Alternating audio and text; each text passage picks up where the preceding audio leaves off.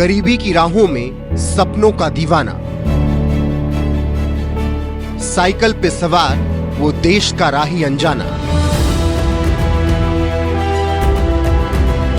रतन रंजन नाम है, हौसलों का आलम है। लिम्का में दर्ज उसका नाम, जुनून वाला उसका काम।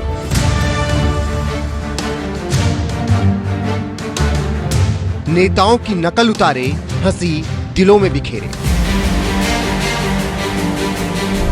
ये साइकिल मैन सलमान का सुपर फैन। ए बुरबा, ए पत्रकार, मार देंगे तुम का नाच के गिर जाओगा। 70 साल में जो कांड और कुकर्म हुए हैं उसको देश और जनता को कॉमेडी के माध्यम से बताते रहेंगे। नमस्कार जी, अभी तो मैं पंजाब का बेटा हूँ जी। साडा दे पंजाबी सीखा दे।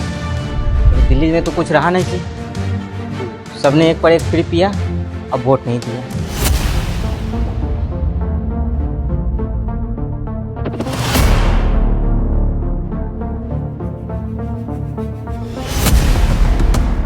रतन रंजन एक ऐसा नाम जो अपनी अनूठी प्रतिभा, साहस और जुनून के लिए जाना जाता है। बिहार के एक साधारण परिवार में जन्मे रतन की जिंदगी कठिनाइयों और संघर्षों से भरी रही, लेकिन उनकी इच्छा शक्ति और हौसले ने उन्हें न केवल अपने क्षेत्र में मशहूर किया, बल्कि देश भर में एक प्रेरणा के रूप में स्थापित भी किया।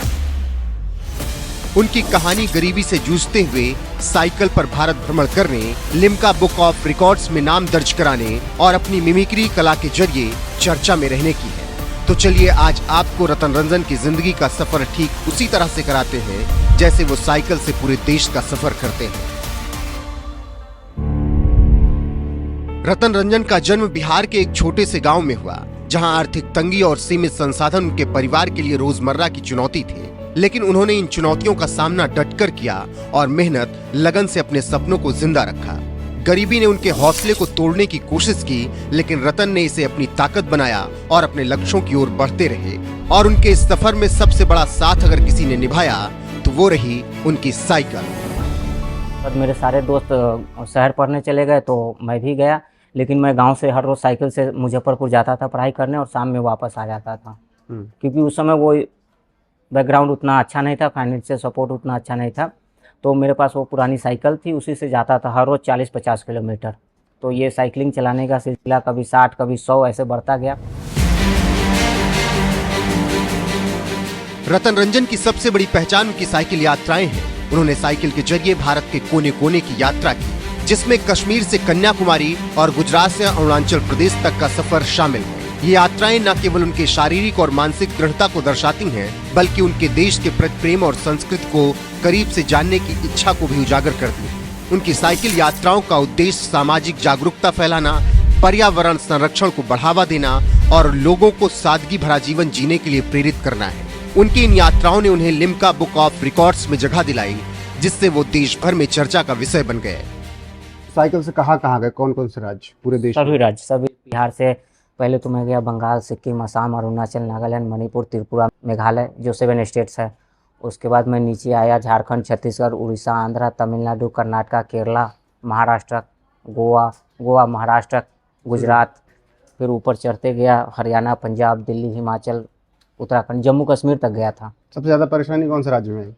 सबसे परेशानी तो कहीं नहीं हुई, थोड़ा सा क्लाइमेट जो है ना उसको लेकर जो है, उस समय मेरा अनुभव नहीं था कि कहाँ पे कैसा क्लाइमेट है, कहाँ पे कैसे सरवाइव करना है। तो इन सब चीज़ों को लेकर जो है कि थोड़ी बहुत परेशानियाँ जम्मू कश्मीर वगैरह में हिल साइड में जो है कि ज़्यादा हुई थी। रतन रंजन एक कुशल मिमिक्री कलाकार भी हैं, जिन्होंने अपनी आवाज और अभिनय से कई बड़े नेताओं की नकल कर लोगों का मनोरंजन किया। वो चाहे लालू प्रसाद यादव की बात हो या फिर ममता बनर्जी की। इसके अलावा चाहे आम आदमी पार्टी के संयोजक अरविंद केजरीवाल की मिमिक्री करना हो, रतन रंजन हर एक राजनेता की मिमिक्री करने में पारंगत है। उनकी मिमिक्री इतनी सटीक और मजेदार होती है कि लोग उनकी प्रस्तुति देख हंसी रोक नहीं पाते। हालांकि उनकी यह कला कई बार विवादों का कारण भी बनी। खास तौर पर राहुल गांधी की तस्वीर को जिस तरीके से उन्होंने पैड के अंदर लगाया, उसके बाद बवाल मच गया। उनकी इसी मिमिक्री के कारण कई राज्यों में उनके खिलाफ एफआईआर दर्ज हुई। लगभग 7 एफआईआर उनके खिलाफ दर्ज कराई गई। इन विवादों ने उन्हें सुर्खियों में ला दिया, लेकिन रतन ने हमेशा अपनी कला को अभिव्यक्त की आजादी का हिस्सा माना और अपने हास्य के जरिए लोगों को जोड़ने की कोशिश की। लेकिन जिस तरीके से राहुल गांधी की तस्वीर के साथ उन्होंने छेड़छाड़ की, उन पर एफआईआर तो हुई ही, साथ ही उनको मारने की कोशिश भी की गई। आप देखिए, राहुल गांधी जी और कांग्रेस पार्टी दिन रात संविधान लेके घूमते, कहते हैं कि हम संविधान के रक्षक है, हितैषी है। अब मैंने एक कॉमेडी वीडियो बना दिया। मैंने बीजेपी के खिलाफ भी कई सारे कॉमेडी वीडियो बनाए हैं, ऑपरेशन सिंदूर पे, न जाने कई सारे मुद्दे पे, केजरीवाल पे वीडियो बनाया, ममता बनर्जी के गेटअप में भी वीडियो बनाया। आज तक किसी ने मेरे ऊपर ना तो एफआईआर करवाया ना हमला करवाया। पहली बार हमने वीडियो बनाया कांग्रेस पार्टी राहुल गांधी पर और मेरे ऊपर एफआईआर भी हुई 7 राज्यों में। कर्नाटक पुलिस, बेंगलुरु पुलिस मुझे घर तक आई गिरफ्तार करने के लिए। उसके बाद जब कर्नाटका हाई कोर्ट ने फैसला सुनाया कि कॉमेडियन रतन रंजन की गिरफ्तारी नहीं होगी और पुलिस प्रशासन कोई बलपूर्वक प्रयास न करे, ये बात राहुल गांधी जी को बुरा लग गया कि कैसे इस देश का जो 70 साल चलाने वाले देश का मालिक के खिलाफ किसी ने कॉमेडियन ने वीडियो बना दिया और वो अभी तक गिरफ्तार नहीं हुआ, सही सलामत बैठा हुआ है। इमरजेंसी लगाने वाले लोग, इनके डीएनए में इमरजेंसी घुसा हुआ है और मेरे ऊपर जो है इन्हीं के इशारे पर हुआ है। मुझे तो लगता है कि इसके पीछे जो है ना हाथ होगा राहुल गांधी जी और कांग्रेस पार्टी का, तभी तो इनके इशारे पे मेरे ऊपर अपहरण करने की प्रयास किया गया और मेरा हत्या कराने की कोशिश किया गया। अब देख लीजिए कि कॉमेडियन, मैंने तो कॉमेडी किया, ना तो किसी का जातीय भावना आहत किया, ना किसी का धार्मिक भावना आहत किया, ना राहुल गांधी के लिए मैं कोई व्यक्तिगत टिप्पणी किया। मैंने छोटा सा एक सवाल कर दिया, कॉमेडी वीडियो बना दिया, ये बात उनको बर्दाश्त नहीं हुआ और दिन रात ये कहते हैं कि हम संविधान के हितैषी है, संविधान के रक्षक है, संविधान खतरे में है, देश खतरे में है। अब तो मुझे लगता है मतलब ये तो वही बात होगी ना कि एक 58 साल का युवा एक 30 साल के युवा के पीछे पड़ा हुआ है। वो जो कॉमेडी वीडियो बनाई थी, यहाँ पे भी बता दीजिए क्या बनाई थी। मैंने देखिए वो वीडियो बनाया था कि सैनिटरी पैड पे गेटअप में एक्ट करके बताइए ना। मैंने महिला का गेटअप लिया था और मैंने राहुल जी को बोला था, राहुल जी आप सैनिटरी पैड के बाहर है, अंदर क्या कर रहे हैं। मैंने यही बात बोला था, है ना। तो इसी बात को मेरे ऊपर एफआईआर हो गया और मैंने ये सवाल पूछा था कि राहुल जी आप कौन होते हैं मेरे घर की महिलाओं को सैनिटरी पैड देने वाले। राजनेताओं की मिमिक्री करना, साइकिल से पूरा देश घूमना, इसके अलावा भी रतन रंजन का एक दूसरा पहलू भी है।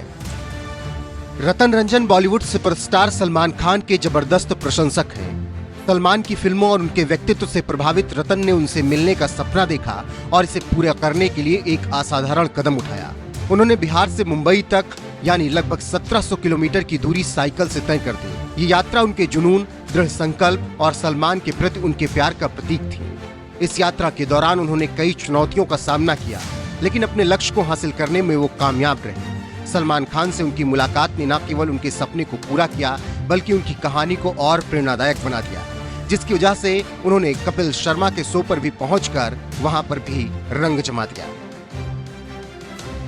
कि सलमान खान ने आपको काम पे भी रख लिया उसके बाद? बिल्कुल, देखिए मैं तो गया था उनसे मिलने, लेकिन मिलने के बाद फिर बोले कि अब यहीं लग जाओ काम धंधे। एक बार गया मिलने, 2 बार गया, 3 बार गया, बोले कि बार बार आएगा इसको जाने ही मत दो, है ना, जाने ही मत दो। तो बस काम पे लग गया। पहली बार कितने दिन में मिले थे? 7 दिन में। मैं 7 दिन उनके घर के बाहर रहा। गैलेक्सी के बाहर? गैलेक्सी बाहर 7 दिन बाहर रहा, 4 दिन अंदर रहा। तो पहली मेरी पिक्चर थी बजरंगी भाईजान की शूटिंग चल रही थी, जब वो जो हवेली देख रहे हैं ना, और प्रेम रतन का दोनों साथ में ही चला था इंडिया स्टूडियो में, और वहीं पे उनका हवेली बना था जो इसमें रहते थे, तो उसमें मैं भी रहता था उन्हीं के साथ, एक मेरा कमरा था। तो वो दोनों पिक्चर मैंने किया। फिर मैं उनके साथ राजस्थान गया, राजस्थान में पूरी शूटिंग हुई। उसके बाद फिर उस समय उनका प्रोडक्शन नहीं था, कबीर खान का प्रोडक्शन था। उसके बाद उनका प्रोडक्शन बना एसकेएफ सलमान खान फिल्म। उन्होंने मुझे फ़ोन किया और बोला कि आ जाओ। तो उसके बाद मैं एसकेएफ का जो है कि लाइट डिपार्टमेंट का पूरा हेड हूँ। जैसे ये लाइटिंग वाइटिंग लग रहा है तो डीओपी के साथ मैं रहता हूँ कि लाइट लगता है, उस पर पेपर आते हैं लीप कंपनी के जो विदेश से आते हैं, ओपल, ND3, ब्लू, बहुत सारे पेपर आते हैं। तो वो सब मैंने सीख लिया था उसी दौरान। तो सारे अब मेरे अंडर में रहता है, कंपनी का हेड मैं हूँ। मेरे पास करोड़ों की प्रॉपर्टी रहती है, उसका देख रेख करना, कहाँ पे यूज होगा, कहाँ ले जाना है, कैसे करना है, ये सब करना। तो उसके बाद मैंने प्रेम रतन धन पे किया, फिर दबंग 3 किया, फिर राधे किया, फिर उनका एक वो लव यात्री आया था वो किया। अभी लास्ट पिक्चर मैंने किया था उनके साथ, किसी का भाई किसी का जान। रतन रंजन की जिंदगी एक प्रेरणा है। गरीबी, कठिन परिस्थितियों और सामाजिक दबावों के बावजूद उन्होंने अपने सपनों को हकीकत में बुना। उनकी साइकिल यात्राएं और मिमिक्री कला ने उन्हें एक अनोखी पहचान दी और ये पहचान इतनी बड़ी बन गई कि दुनिया के तमाम देशों के प्रतिनिधि और एम्बेसडर से भी उनकी मुलाकातें होने लगीं। वो न केवल एक हास्य कलाकार हैं, बल्कि एक सामाजिक संदेशवाहक थे, जो अपनी यात्राओं के जरिए पर्यावरण संरक्षण, स्वस्थ जीवन और सादगी को बढ़ावा देते हैं। उनकी कहानी उन लोगों के लिए एक मिसाल है जो यह सोचते हैं कि संसाधनों की कमी उनकी सफलता में बाधा बन सकती है।